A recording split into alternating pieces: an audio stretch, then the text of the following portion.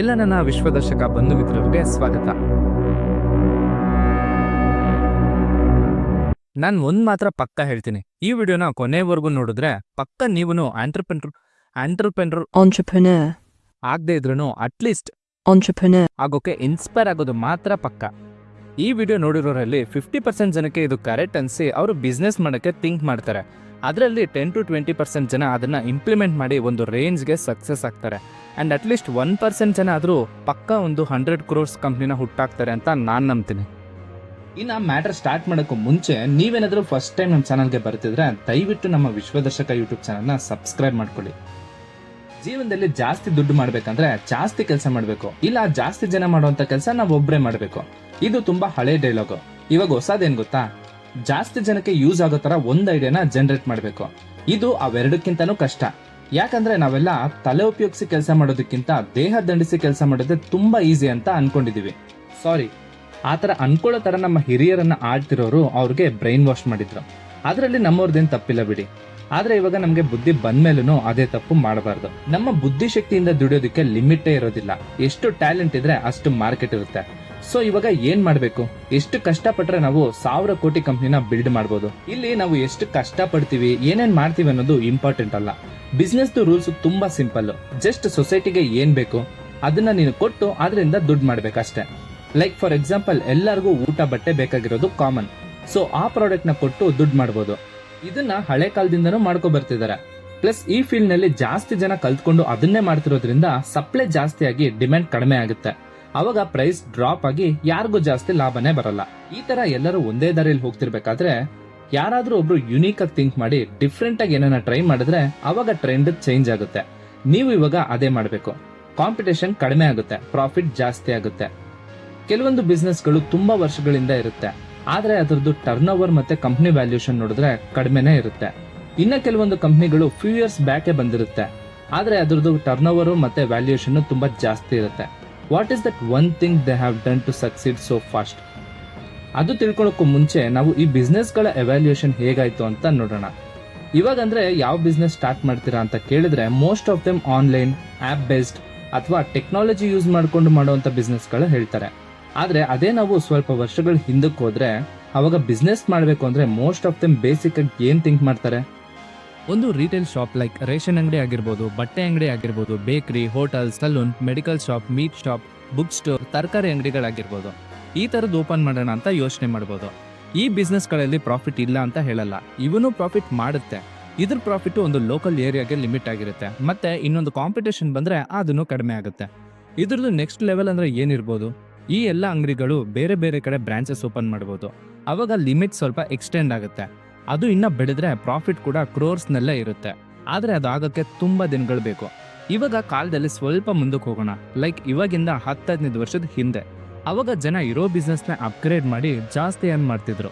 ಅದು ಹೇಗ್ ಗೊತ್ತಾ, ಕಸ್ಟಮರ್ಸ್ ಮತ್ತೆ ಪ್ರಾಡಕ್ಟ್ಸ್ ನಲ್ಲಿ ಏನ್ ಚೇಂಜಸ್ ಇಲ್ಲ, ಎಲ್ಲ ಸೇಮೆ. ಆದ್ರೆ ಮಾರ್ಕೆಟ್ ಲಿಮಿಟ್ ಜಾಸ್ತಿ ಮಾಡ್ಕೊಂಡು ಕಸ್ಟಮರ್ಸ್ಗೆ ಈಸಿ ಆಗೋ ತರ ಮಾಡಿ ಕೋಟಿ ಕೋಟಿ ದುಡಿತವ್ರೆ. ಲೈಕ್ ಫಾರ್ ಎಕ್ಸಾಂಪಲ್, ಅಮೆಝಾನ್ ಮತ್ತೆ ಫ್ಲಿಪ್ಕಾರ್ಟ್ ಇಂದ ಸ್ಟಾರ್ಟ್ ಮಾಡೋಣ. ನಿಮ್ಗೆಲ್ಲ ಗೊತ್ತಿರೋ ತರ it is an E commerce business. Online ಅಲ್ಲಿ ನೀವು ಯಾವುದೇ ಪ್ರಾಡಕ್ಟ್ ನ ಪರ್ಚೇಸ್ ಮಾಡಿದ್ರೆ ಅದನ್ನ ಹೋಮ್ ಡೆಲಿವರಿ ಮಾಡ್ತಾರೆ. ಇಲ್ಲಿ ಅವರು ಯಾವುದೇ ಪ್ರಾಡಕ್ಟ್ ನ ಮ್ಯಾನುಫ್ಯಾಕ್ಚರ್ ಮಾಡಲ್ಲ, ಆದ್ರೆ ಎಲ್ಲಾ ಪ್ರಾಡಕ್ಟ್ ಕೂಡ ಅವ್ರ ಹತ್ರ ಇರುತ್ತೆ. ಇಲ್ಲಿ ಅವರು ವೆಂಡರ್ಸ್ಗೆ ಮತ್ತೆ ಕಸ್ಟಮರ್ಸ್ಗೆ ಒಂದು ಆನ್ಲೈನ್ ಪ್ಲಾಟ್ಫಾರ್ಮ್ ನ ಕ್ರಿಯೇಟ್ ಮಾಡಿದ್ದಾರೆ. ಇವಾಗ ಈ ಕಂಪ್ನಿಗಳ ವ್ಯಾಲ್ಯೂಯೇಷನ್ 1,00,000 ಕೋಟಿಗೂ ಜಾಸ್ತಿ ಇದೆ ಅಂಡ್ ಪ್ರಾಫಿಟ್ ಅಂತೂ 1,000 ಕೋಟಿ ಗಟ್ಟಲೆ ಮಾಡ್ತಾ ಇದೆ. ಇನ್ನ ಈ ತರ ಎಕ್ಸಾಂಪಲ್ಸ್ ತುಂಬಾ ಇದೆ. ಲೈಕ್ ನಿಮ್ಗೆಲ್ಲ ತಿಳಿದಿರೋ ಹಾಗೆ ಸ್ವಿಗ್ಗಿ, ಝೊಮ್ಯಾಟೊ ಏನ್ ಮಾಡುತ್ತೆ, ರೆಸ್ಟೋರೆಂಟ್ ನಲ್ಲಿ ಇರೋ ಫುಡ್ ನ ನಿಮ್ಗೆ ತಂದು ಕೊಡುತ್ತೆ. ಇಲ್ಲಿ ಜನ ಮತ್ತೆ ರೆಸ್ಟೋರೆಂಟ್ ಫಸ್ಟ್ ಇಂದನೂ ಇರೋದೆ, ಆದ್ರೆ ಹೋಮ್ ಡೆಲಿವರಿ ಅನ್ನೋ ಕಾನ್ಸೆಪ್ಟ್ ಹೊಸದು. ಪ್ಲಸ್ ಇದ್ರದ್ದು ಮಾರ್ಕೆಟ್ ರೇಂಜ್ ಕೂಡ ಜಾಸ್ತಿ ಇರೋದ್ರಿಂದ ತುಂಬಾ ಕಡಿಮೆ ಶೇರ್ ತಗೊಂಡ್ರು ಪ್ರಾಫಿಟ್ ಕ್ರೋರ್ಸ್ ನಲ್ಲೇ ಇರುತ್ತೆ. ಇವರು ಇರೋ ಬಿಸ್ನೆಸ್ ನೇ ಆನ್ಲೈನ್ ತಗೊಂಡೋದ್ರು, ಅಂದ್ರೆ ಡಿಜಿಟಲ್ ಮಾಡಿದ್ರು with the help of application and mobile. ಇವಾಗ ಈ ಕಂಪ್ನಿಗಳು ವರ್ಷಕ್ಕೆ ಪ್ರಾಫಿಟ್ 500 ಇಂದ 1000 crores ವರ್ಗೂ ಮಾಡ್ತಿದೆ. ಯಾವುದೇ ಬಿಸ್ನೆಸ್ ಆಗಲಿ ಸ್ಟಾರ್ಟಿಂಗ್ ನಲ್ಲಿ ಚಿಕ್ಕದಾಗೆ ಸ್ಟಾರ್ಟ್ ಆಗುತ್ತೆ, ಆಮೇಲೆ ಎಕ್ಸ್ಪೆಕ್ಟೇ ಮಾಡದೇ ಇರೋ ತರ ಬೆಳೆಯುತ್ತೆ. ಇನ್ನ ಈ ತರ ತುಂಬಾ ಕಂಪ್ನಿಗಳು ಇದೆ, ಅವೆಲ್ಲ ಸ್ವಲ್ಪ ವರ್ಷಗಳ ಹಿಂದೆನೆ ಬಂದಿರೋದು. ಇನ್ನೊಂದು ಬೆಸ್ಟ್ ಎಕ್ಸಾಂಪಲ್ ಅಂದ್ರೆ ನೀವು ಡೈಲಿ ಟ್ರಾವೆಲ್ ಮಾಡುವಂತ ಪಬ್ಲಿಕ್ ವೆಹಿಕಲ್ಸ್. ಫಸ್ಟ್ ಬರೀ ಟ್ಯಾಕ್ಸಿ ಮತ್ತೆ ಆಟೋ ಇತ್ತು, ಕಸ್ಟಮರ್ಸ್ ನ ಅವರೇ ಹಿಡಿತಿದ್ರು, ಇಲ್ಲ ಅವ್ರ ಹತ್ರನೇ ಕಸ್ಟಮರ್ಸ್ ಹುಡ್ಕೊಂಡು ಬರ್ತಿದ್ರು. ಆದ್ರೆ ಈಗ ಓಲಾ, ಊಬರ್ ಬಂದು ಅದನ್ನ ಆನ್ಲೈನ್ ಮಾಡಿ ಕ್ರೋರ್ಸ್ ಟರ್ನ್ ಓವರ್ ಮಾಡ್ತಿದ್ದಾರೆ. ಅದರಲ್ಲಿ ಅವರು ಯಾವುದೇ ವೆಹಿಕಲ್ ನ ಅಥವಾ ಡ್ರೈವರ್ ನ ಓನ್ ಮಾಡ್ತಿಲ್ಲ, ಜಸ್ಟ್ ಕಸ್ಟಮರ್ಸ್ಗೆ ಮತ್ತೆ ಡ್ರೈವರ್ಸ್ಗೆ ಕನೆಕ್ಟ್ ಆಗಕ್ಕೆ ಒಂದು ಆನ್ಲೈನ್ ಪ್ಲಾಟ್ಫಾರ್ಮ್ ನ ಕ್ರಿಯೇಟ್ ಮಾಡಿದ್ರು. ಇನ್ನು ಈ ಕಂಪ್ನಿಗಳಿಗೆಲ್ಲ ವ್ಯಾಲ್ಯೂಯೇಷನ್ ನೋಡಿದ್ರೆ ಬಿಲಿಯನ್ಸ್ ಗಟ್ಲೆ ಇದೆ. ಇನ್ನು ಓಯೋ ಬಗ್ಗೆ ಗೊತ್ತಿರೋದೆ, ಅದು ಹೋಟೆಲ್ ರೂಮ್ ಬುಕಿಂಗ್ ಆಪ್. ಅದು ಕೂಡ ಸೇಮ್ ಕಸ್ಟಮರ್ಸ್ ಮತ್ತೆ ಹೋಟೆಲ್ ಓನರ್ಸ್ ಮಧ್ಯೆ ಒಂದು ಪ್ಲಾಟ್ಫಾರ್ಮ್ ನ ಕ್ರಿಯೇಟ್ ಮಾಡಿದೆ. ಇವಾಗ 1,00,000 ಕೋಟಿ ವ್ಯಾಲ್ಯೂಯೇಷನ್ ಅಲ್ಲಿ ಇದೆ. ಇದೇ ತರ ತುಂಬಾ ಕಂಪ್ನಿಗಳು ಲೈಕ್ ರೆಡ್ ಬಸ್, ಬುಕ್ ಮೈ show, Porter, Rapido, phone pay, OLX, ನೌಕರಿ, ಮ್ಯಾಟ್ರಿಮೋನಿ ಆಪ್ಸ್ ಇನ್ನ ತುಂಬಾ ಇದೆ. ಇವರೆಲ್ಲರೂ ಆಲ್ರೆಡಿ ಇರೋ ಬಿಸ್ನೆಸ್ ಗಳನ್ನೇ ಆನ್ಲೈನ್ ಮಾಡಿ ಕೋಟಿ ದುಡಿತಿದ್ದಾರೆ. ಇವ್ರು ಯಾರು ಯಾವ್ದನ್ನು ಓನ್ ಮಾಡಲ್ಲ, ಜಸ್ಟ್ ವೆಂಡರ್ ಮತ್ತೆ ಕಸ್ಟಮರ್ಸ್ ಮಧ್ಯೆ ಒಂದು ಆನ್ಲೈನ್ ಪ್ಲಾಟ್ಫಾರ್ಮ್ ಆಗಿದ್ದಾರೆ. ಅದು ಕೂಡ ಅಷ್ಟು ಈಸಿ ಅಲ್ಲ. ಎಷ್ಟೊಂದು ಪ್ರಾಬ್ಲಮ್ಸ್ ನ ಫೇಸ್ ಮಾಡಿಕೊಂಡು ಈ ಎಲ್ಲಾ ಕಂಪ್ನಿಗಳು ಒಂದು ರೇಂಜ್ ಬರೋದಕ್ಕೆ 10 ವರ್ಷ ಹಿಡಿತು. ಆದ್ರೆ ಇವಾಗ ಕಾಲ ಇನ್ನೂ ಫಾಸ್ಟ್ ಆಗಿದೆ. ಪ್ರೆಸೆಂಟ್ಲಿ ಈ 5 ವರ್ಷದಲ್ಲೇ ಈ ಎಲ್ಲಾ ಕಂಪ್ನಿಗಳನ್ನ ಡಾಮಿನೇಟ್ ಮಾಡೋ ತರ ಜೆಪ್ಟೋ ಮತ್ತೆ ಬ್ಲಿಂಕಿಟ್ ಬಂತು. ಇದು ಬಂದು ಫ್ಯೂ ಇಯರ್ಸ್ನೇ ಆಗಿರೋದು. ಆದ್ರೂ ಆಲ್ರೆಡಿ ಈ ತರ ದೊಡ್ಡ ಕಂಪ್ನಿಗಳನ್ನೆಲ್ಲ ಕ್ರಾಸ್ ಮಾಡ್ಕೊಂಡು ಹೋಗಿದೆ. ಅಂಡ್ ಜೆಪ್ಟೋ ಮತ್ತೆ ಬ್ಲಿಂಕಿಟ್ ಬಗ್ಗೆ ಎಲ್ಲರಿಗೂ ಗೊತ್ತಿರುತ್ತೆ. ಗೊತ್ತಿಲ್ಲ ಅಂದ್ರೆ ಹೇಳ್ತೀನಿ ನೋಡಿ. ಅವೆರಡು ಫಾಸ್ಟ್ ಡೆಲಿವರಿ ಆಪ್ಸ್. ಅಂದ್ರೆ ವಿತಿನ್ 10 ಮಿನಿಟ್ಸ್ ನಲ್ಲಿ ಎಲ್ಲಾ ತರ ಪ್ರಾಡಕ್ಟ್ಸ್ ಹೋಮ್ ಡೆಲಿವರಿ ಮಾಡುವಂತ ಇ ಕಾಮರ್ಸ್ ಬಿಸ್ನೆಸ್. ಇವರೆಲ್ಲರೂ ಎಲ್ಲ ಅನ್ಆರ್ಗನೈಸ್ಡ್ ಸೆಕ್ಟರ್ಸ್ ನ ಆರ್ಗನೈಸ್ಡ್ ಮಾಡಿ ಇಷ್ಟು ಸಂಪಾದನೆ ಮಾಡ್ತಿದ್ದಾರೆ. ಇಷ್ಟೆಲ್ಲ ನೋಡಿದ್ಮೇಲೆ ನಿಮ್ಗೆ ಈಸಿಯಾಗಿ ಅರ್ಥ ಆಗಿರುತ್ತೆ ಇವಾಗ ನಾನು ನಿಮ್ಗೆ ಏನ್ ಎಕ್ಸ್ಪ್ಲೇನ್ ಮಾಡ್ತಿದ್ದೀನಿ ಅಂತ. ಆಲ್ಮೋಸ್ಟ್ ಎಲ್ಲ ಫೀಲ್ಡ್ ನಲ್ಲೂ ಆನ್ಲೈನ್ ಮಾಡ್ಬಿಟ್ಟಿದ್ದಾರೆ. ಇನ್ನ ಯಾವ್ದು ಬಾಕಿ ಇಲ್ಲ ಅಂತ ನೀವು ಅನ್ಕೊಂಡ್ರೆ ಯು ಆರ್ ರಾಂಗ್. ಇನ್ನ 70 to 80% ಸೆಕ್ಟರ್ಸ್ ಅನ್ಆರ್ಗನೈಸ್ಡ್ ಆಗೇ ಇದೆ. ಇದು ನಿಮ್ಗೆ ಒಂದು ದೊಡ್ಡ ಆಪರ್ಚುನಿಟಿನೇ. ಸೊ ಆದಷ್ಟು ಬೇಗ ಮಾರ್ಕೆಟ್ ನ ಕ್ಯಾಪ್ಚರ್ ಮಾಡ್ಕೊಂಡು ನಾಳೆ ಬೆಳಿಗ್ಗೆ ಒಂದು ದೊಡ್ಡ ಬಿಸ್ನೆಸ್ ನ ಹ್ಯಾಂಡಲ್ ಮಾಡೋ ರೇಂಜ್ಗೆ ಬೆಳಿಬೇಕು ಅಂತ ಅನ್ಕೊಂತಿದ್ರೆ ಈ ವಿಡಿಯೋನ ಇಲ್ಲೇ ಸ್ಟಾಪ್ ಮಾಡಿ ಮತ್ತೆ ನಿಮ್ ಕೆಲ್ಸನ ಸ್ಟಾರ್ಟ್ ಮಾಡಿ. ಇನ್ನ ಇದೀರಾ ಅಂದ್ರೆ ನಿಮ್ಗೆ ಇನ್ನೊಂದು ವಿಷಯ ಹೇಳ್ಬೇಕು. ಅದು ಇವಕ್ಕಿಂತ ಅಡ್ವಾನ್ಸ್ ಆಗಿರುತ್ತೆ. ಅದೇನಂದ್ರೆ ನಾನು ಇಲ್ಲಿವರೆಗೂ ಹೇಳಿರೋದು ಇವಾಗಿನ ಪ್ರೆಸೆಂಟ್ ಸಿಚುಯೇಷನ್. ನೀವು ಇದನ್ನ ಕ್ಯಾಚ್ ಮಾಡೋಣ ಅಂತ ಹೋಗೋಷ್ಟಿಗೆ ಪ್ರೆಸೆಂಟ್ ಪಾಸ್ಟ್ ಆಗಿ ಫ್ಯೂಚರ್ ಪ್ರೆಸೆಂಟ್ ನಲ್ಲಿರುತ್ತೆ. ಯಾಕಂದ್ರೆ ಕಾಲ ಅಷ್ಟು ಬೇಗ ಓಡ್ತಿದೆ. ಅಂದ್ರೆ ಇವಾಗ ನಿಮ್ ಪ್ಲಾನ್ ವರ್ಕ್ ಆಗಲ್ಲ ಅಂತಲ್ಲ, ಬಟ್ ಅದ್ರ ನೆಕ್ಸ್ಟ್ ಲೆವೆಲ್ ಯಾವ್ದಿದೆ ಅಂತ ತಿಳಿಸ್ತೀನಿ. ಅದೇನಂದ್ರೆ ನೀವು ಇಲ್ಲಿವರೆಗೂ ಕೇಳಿರುವಂತ ಬಿಸ್ನೆಸ್ ಗಳನ್ನೆಲ್ಲ ಡಾಮಿನೇಟ್ ಮಾಡೋಷ್ಟು ಶಕ್ತಿ ಫ್ಯೂಚರ್ ನಲ್ಲಿ ಯಾರಿಗಿದೆ ಅಂದ್ರೆ ಅದು ಎಐಗೆ ಮಾತ್ರ. ಬಿಕಾಸ್ ಎಷ್ಟೇ ಬೇಡ ಅಂದ್ರೂ ದ ಫ್ಯೂಚರ್ ಇಸ್ ಎಐನೇ.